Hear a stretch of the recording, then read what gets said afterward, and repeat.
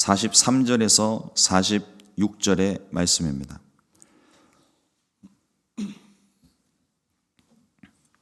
사무엘상 14장 43절에서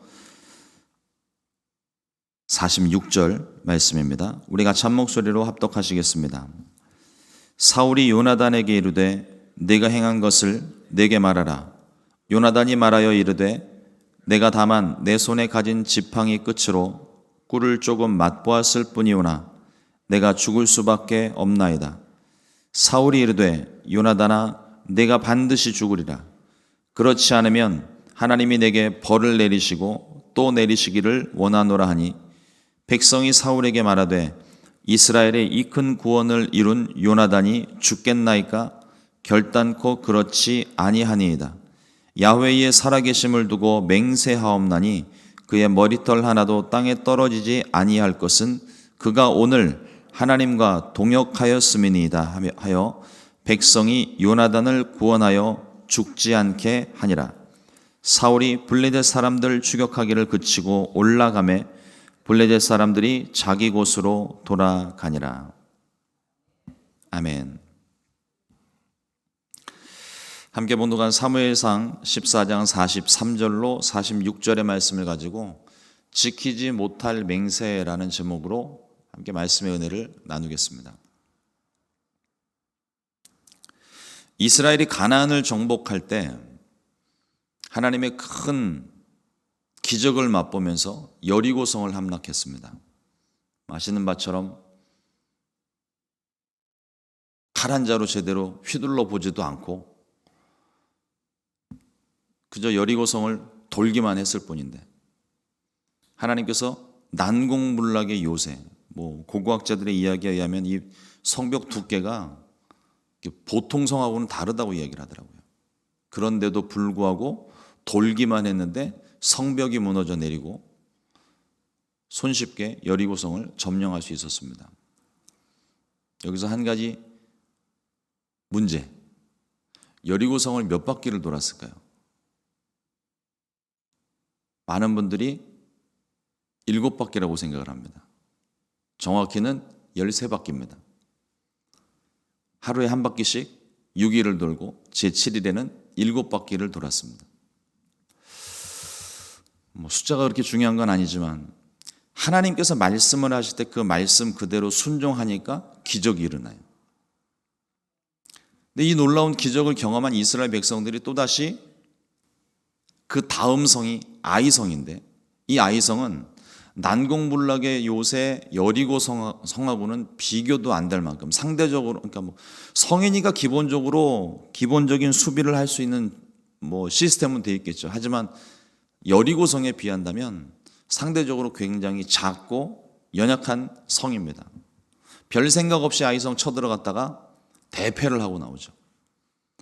그래서 이유를 찾아보니까 백성 중에 아간이라는 사람이 여리고성에서 탈취한 물건 중에 아름다운 외투 한 벌, 얼마나 아름다운지는 모르겠지만 그 당시 명품이었던 것 같아요. 아름다운 외투 한 벌을 취하였고, 그리고 은 200세겔에 해당되는 은 덩어리, 그다음에 금 50세겔에 해당되는 금 덩어리를 숨겨다가 자기 집 방구석 밑에다 처박아 둔 거죠. 아무도 모르게 숨겨놨습니다. 그러나 하나님이 그 모든 걸 아셨고 패배의 원인을 찾고 제비뽑기를 통하여서 찾다 보니까 꼭 사울이 이스라엘의 왕으로 뽑혔을 때 지파가 뽑히고 가문이 뽑히고 사울이 뽑혔던 것처럼 유다 지파가 뽑히고 세라 족속이 뽑히고 삽디가 뽑히고 그의 아들 아간이 뽑힌 거예요. 그리고 죄에 있었던 아간을 죽이고 나서야 아이성을 점령할 수 있었습니다. 오늘 말씀에 보니까 사울이 블레셋과의 싸움, 우리 어제까지 본 말씀 중에 하나님께서 요나단의 믿음 있는 행동, 요나단의 담대한 행동, 또 하나님을 향한 믿음, 또 신앙의 고백, 여러 가지 것들을 하나님께서 기뻐 받으셔서 요나단 한 사람을 통하여 블레셋과의 전쟁에서 이 말도 안 되는 싸움에서 승리할 수 있도록 하나님이 이끄셨습니다. 그래서 그날에 블레셋 사람들을 추격하여서 쫓아내고 멀리까지 쫓아내고 큰 승리를 거두었는데 사울은 내친 김에 블레셋을 더 추격해서 아예 이참에 그냥 확 밀고 들어갔으면 하는 욕심이 생겼습니다. 이미 승기를 잡았으니까 지금 그대로 추격해도 사실 그렇게 될 수 있었을 것 같아요. 그러나 이것이 사울의 욕심이었습니다. 백성들에게 뜻을 물어보니까 백성들도 그렇다고, 그래서 왕이 원하신다면 그렇게 하시라고 조언도 합니다. 그때 제사장이 하나님의 뜻을 우리가 묻고 갑시다. 그래서 우림과 둠밈을 가지고 와서 하나님의 뜻을 확인해 보려 했지만 그때 하나님이 아무 대답을 안 하셨어요. 왜 하나님이 대답을 하지 않으셨는지는 모르겠지만 사울이 생각하기에 하나님께서 응답하지 않으시는 것이 아마도 이 아간의 범죄 때문에 아이성을 점령하지 못했던 이 사건을 사울이 생각을 했던 것 같아요. 그래서 백성들 가운데 누구에게 죄가 있는지 찾아라 명령이 떨어지죠. 사무엘상 14장 39절 말씀에 보면 이스라엘을 구원하신 야훼께서 살아계심을 두고 맹세하노니 내 아들 요나단이 에게 있다 할지라도 반드시 죽으리라 하되 모든 백성 중 한 사람도 대답지 아니하매. 제비뽑기를 통해서 죄인을 색출을 하겠다는 다짐을 하고 요셉이 맹세를 합니다. 제가 항상 이 사무엘서를 볼 때마다 마음 가운데 드는 생각이 뭐냐면, 야, 사울이 맹세를 되게 좋아하는구나. 뭐 툭하면 맹세하는 게 툭하면 맹세. 살아계신 하나님을 두고 맹세하노니, 또 뭐 맹세하노니. 그리고 이제 제비뽑기를 통해서 죄인들을 색출해내는데 아주 특이한 방법을 사용을 합니다. 보통의 제비뽑기라고 한다면 지파, 그 다음에 또 가문, 그 다음에 당사자로 이렇게 점점 범위를 좁혀나가기 마련인데, 그러니까 사울도 베냐민 지파 소속이잖아요. 그러니까 뭐 지파별로 뽑았다면 나중에 뭐 사울이 뽑힐 수 있으니까 뭐 충분히 그 방법이 있는데도 불구하고 굳이 사울과 요나단이 한쪽에 서고 이스라엘 백성들이 한쪽에 섭니다. 이유는 자기는 죄를 지은 일이 없으니까, 내 아들 요나단 안 그랬을 걸 믿고 나눠놓은 겁니다. 결과는 사울과 요나단의 승리입니다. 뽑혔어요, 이 사람들이. 그러니까 백성들 쪽에서 이렇게 뽑아서, 가문을 뽑아서 나오면은 시간도 많이 걸리고 절차도 복잡하고 했었을 텐데, 아예 본인이 파놓은, 이건 무덤도 아니고 함정도 아닌데 하여튼 자기 꾀에 자기가 그냥 넘어간 거죠. 하나님께서 사울과 요나단을 뽑으셨습니다. 그래서 사울이 오늘 그 얘기를 하는 거예요. 요나단, 자기는 알잖아요. 나는 죄를 지은 게 없는데, 뭐 알고 얘기를 하는지는 모르겠지만 요나단에게 묻습니다. 오늘 내가 한 일이 무엇이냐? 아버지의 금식 명령을 요나단은 듣지는 못했습니다. 그래서 내가 지팡이 끝으로 꿀을 조금 찍어 먹었습니다. 그 맹세, 사울이 했던 맹세가 있잖아요. 금식을 선포하고 또 맹세하여 그러니까 이 금식을 어기는 자는 벌을 받을 것이다. 근데 그게 요나단이 될 줄은 꿈에도 생각을 못했을 거예요. 그런데요, 우리가 이 사울을 보면서 좀 주의해서 봐야 되는 게 뭐냐면, 사울이 하는 행동 자체만을 놓고 봤을 때는요, 문제될 게 없습니다. 사울의 행동은 문제되는 게 아니에요. 어찌 보면 당연한 행동들일 수 있어요. 근데 문제가 뭐냐면 그 속에 하나님을 믿는 믿음 없는 행동들이라는 게 문제인 겁니다. 소위 말하는 종교적인 형식만 가지고 있는 거예요. 하나님의 뜻을 구하는 것도, 또 제비를 뽑는 것도, 금식을 선포한 것도, 또 금식을 어기는 자들에 대해서 하나님 맹세한 그 언약을 어기는 사람들에게 죽음을 맞이할 거라는 그 말을 하는 것도, 사울은요 별 생각 없이 그냥 옛날부터 해오던 습관대로 관습대로 그 모습들을 그냥 가지고 있는 것뿐이지 그 마음에는 하나님을 믿는 믿음이 거의 없는 거예요. 조금 더 나아가서 사울은 굉장히 그 종교적인 모습을 갖추고 있는 것을 사람들 앞에서 보이는 걸 되게 즐겨하는 사람입니다. 사람들의 눈치를 보다 보니까 내가 왕이 되었는데, 처음에 사울은 그런 사람이 아니었잖아요. 우리가 제비 뽑을 때도 말씀을 통해서 보았지만, 사울이 제비 뽑기를 통해서 뽑혔을 때 사울은 그 큰 등치로 짐꾸러미 사이에 숨어 있었다고 되어 있어요. 사람들 앞에 나서기를 별로 그렇게 좋아하는 사람이 아니었습니다. 그런데 왕이 되고 나니까 사람이 바뀌었어요. 사람들 앞에 서는 걸 즐겨하고, 사람들 앞에 인정받는 걸 좋아하고, 사람들 앞에 종교적으로 열심히 있는 모습을 자꾸 보이려고 하고, 생각도 마음도 믿음도 없는 상태에서 자꾸 이것을 하려다 보니까 자꾸만 일이 어그러지고 하나님과는 점점 더 멀어지고, 나중엔 자기도 어떻게 감당할 수 없는 상황이 되어버립니다.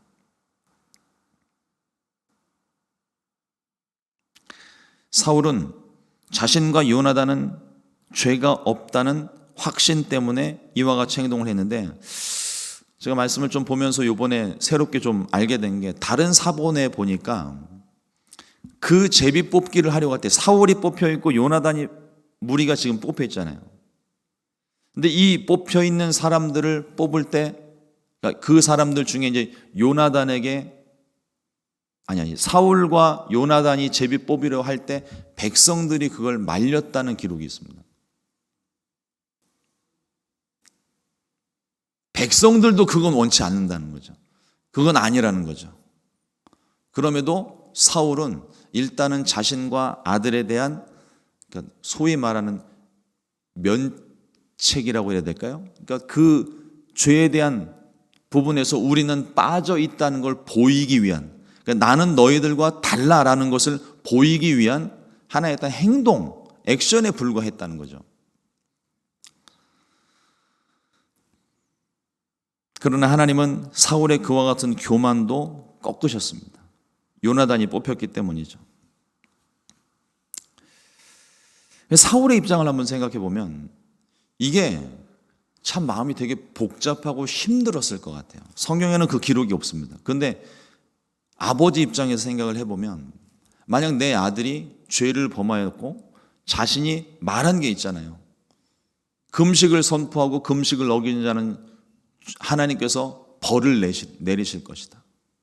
그리고 또 맹세하여, 오늘 맹세하여 이른 것이 무엇입니까? 내 아들이라 할지라도 죽음을 면치 못할 것이다. 그런데 그러니까 자기는 자기와 자기 아들은 전혀 상관없이 아무 일 없다고 생각을 하고 자신만만하게 얘기하고, 심지어는 맹세까지 했는데, 굉장히 종교적으로 아주 거룩한 것처럼 모습을 나타내며 말을 했는데, 실상은 요나단에게 원인이 있었다는 거예요. 근데 사실 요나단이 했던 행동은 뭐 그렇게 큰 잘못도 아니고, 오히려 우리 어제 말씀 이번 주간에 요나단의 믿음의 행동들을 계속 살펴보았잖아요. 하나님이 요나단을 통하여서 블레셋을 이기게 하셨습니다. 그 믿음의 행동을 통하여 하나님이 놀라운 기적을 행해 주신 거예요. 이걸 하나님도 알고 백성들은 다 아는데 사울만 몰라요. 그냥 자기 모습 나타내는 거에, 자기 욕심에 심취해서 전혀 그걸 생각지도 깨닫지도 못하고 있는 상황입니다. 사울 입장에서는 느닷없이 요나단이 자기가 말한 맹세 때문에 아들이 죽게 생겼어요. 근데 자기가 한 말이 있어요. 그러니 이러지도 저러지도 못하는 상황인데 보통 사람 같으면 내 아들이 죄를 범하였으니, 왜 우리 그런 예화들 보시잖아요. 내 아들이 죄를 범하였으니 차라리 나를 죽이십시오. 이게 보통 부모님들의 마음 아닙니까? 근데 사울이 여기서도 아주 독특한 말을 합니다. 내가 반드시 죽으리라. 백성들이 와서 말리는데도 내 아들 요나단은 죽으리라. 자기가 했던 맹세가 그게 어떤 의미인지도 모르고 그냥 무심코 내뱉은 말이니까 사나이가 한번 뱉은 말은 지켜야지 뭐 이런 생각이었는지는 모르겠지만 자기가 했던 그 말을 무조건 지켜야 된다는 고집을 부리는 거예요. 백성들이 말리고 있어요. 근데 이것이 또 얼마나 어이없는 결과를 가져오는가 하면 백성들이 말리니까 모른 척하고 넘어가요 또. 그러니까 자기가 하고 있는 이 맹세가 어떤 의미인지 어떤 결과를 가져올지 또 그것이 얼마나 가볍게 지나가는지 오늘 말씀을 통해서 사울이 굉장히 다양한 모습들을 우리 가운데 보여줍니다. 그런데 이 모습이 어느 누군가의 모습이 아니더라고요. 내 모습이에요, 내 모습. 하나님하고 기도하면서 하나님께 기도하면서 얼마나 많은 맹세들을 알게 모르게 하는지 몰라요. 근데 그것을 뜻도 의미도 없이 그냥 맹세를 하고 기도하는 가운데 습관적으로 맹세를 하다 보니까 약속하다 보니까 기도가 맞춰짐과 동시에 내 기억 속에서 같이 사라지는 거죠.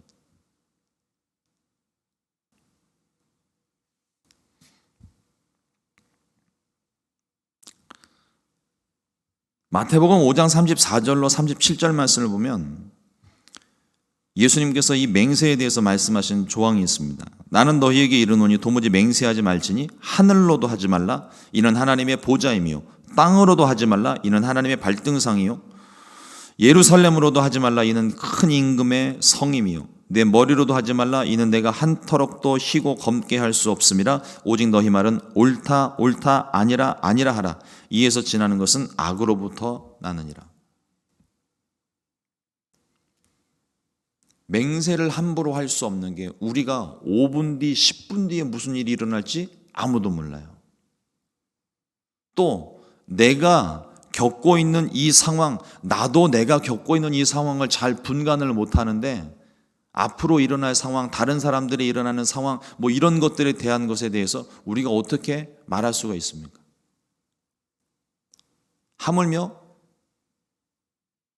하나님의 이름을 망령되이 일컫지 말라고 했는데 이 당시 사람들은 무슨 건수만 생기면 하나님 이름을 걸고 맹세를 한다. 뭐 이런 소리 쉽게 하고 성전을 걸고 맹세를 한다. 우리 옛날 어렸을 때 그런 맹세들 많이 해보지 않으셨었나요? 하늘 땅, 별 땅, 각계 별 땅 뭐 이러면서.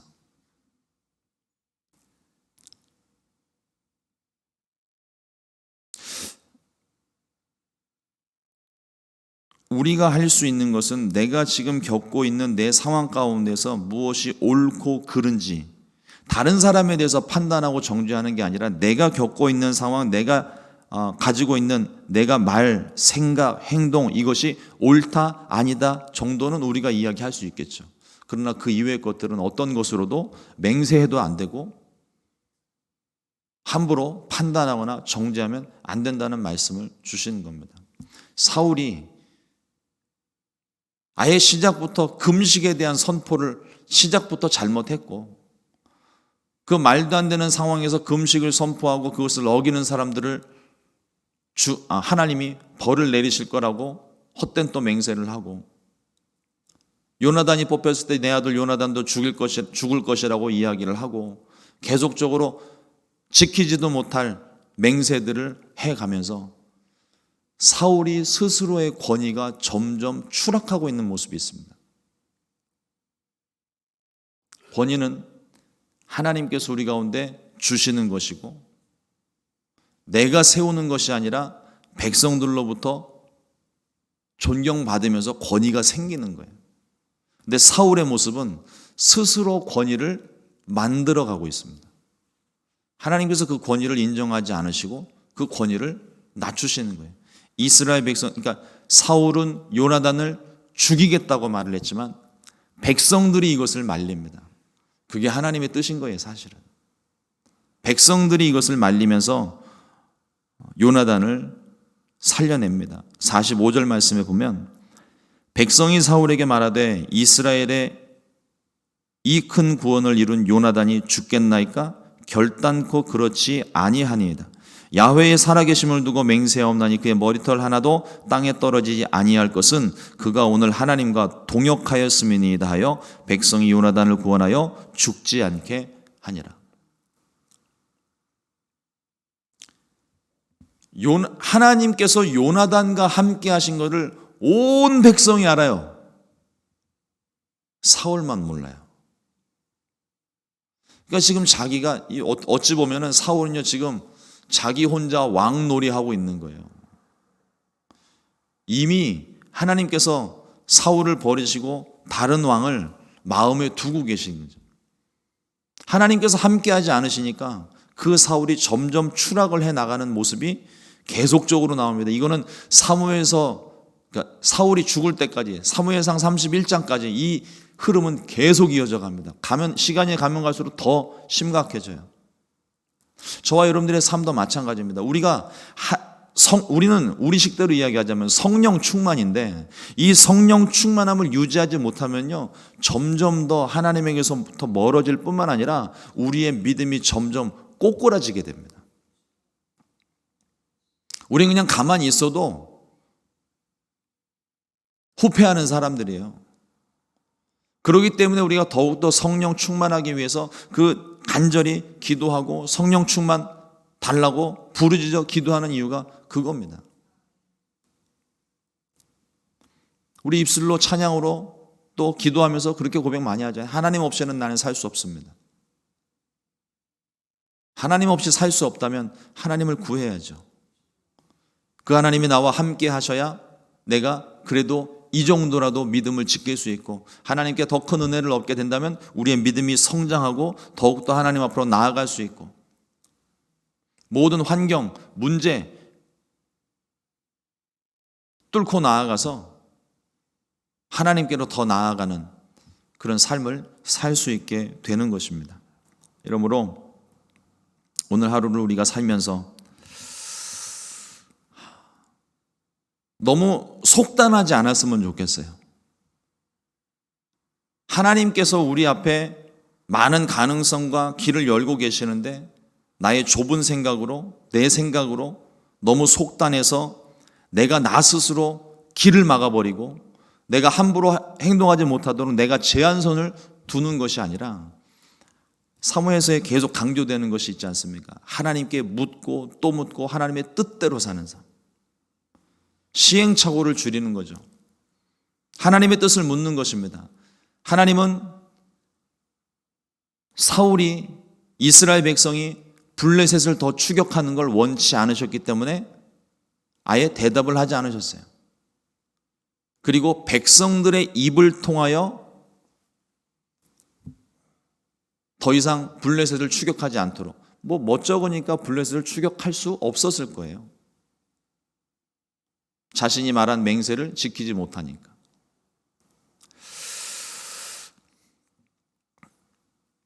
하나님께 뜻을 구하고 오늘 하루도 주님의 인도하심을 받는 저와 여러분들 될 수 있기를 주님의 이름으로 축원합니다. 기도하겠습니다. 하나님, 오늘도 주의 말씀을 더하시고 사울의 지키지도 못할 맹세들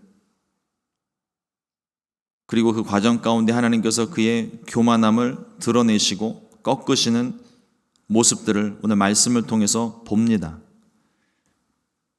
그 모습이 바로 저의 모습이고 우리들의 모습입니다. 주님, 우리의 부족함을 용서하시고 하나님께 뜻을 구하고 믿음으로 설 수 있는 우리 순복음 시카고 교회 또 사랑하는 모든 성도님들 될 수 있도록 은혜 베풀어 주시옵소서. 우리에게 성령의 충만함을 더하여 주시고 헛된 맹세를 남발하지 아니하고 오직 그날 내게 주시는 하나님의 은혜를 믿고 믿음으로 순종하여 하나님 말씀대로 살아가는 귀한 삶이 될 수 있도록 인도하여 주시옵소서. 다시 한번 하나님께 간구하오니 우리에게 성령의 충만함을 주시고 하나님의 뜻을 구하고 뜻을 분별하며 하나님 뜻 가운데 서는 오늘 하루 우리의 남아있는 모든 인생 될 수 있게 역사하여 주시옵소서. 주께서 우리의 삶을 이끌어 주심을 믿고 예수님의 이름으로 기도드렸습니다. 아멘. 주님과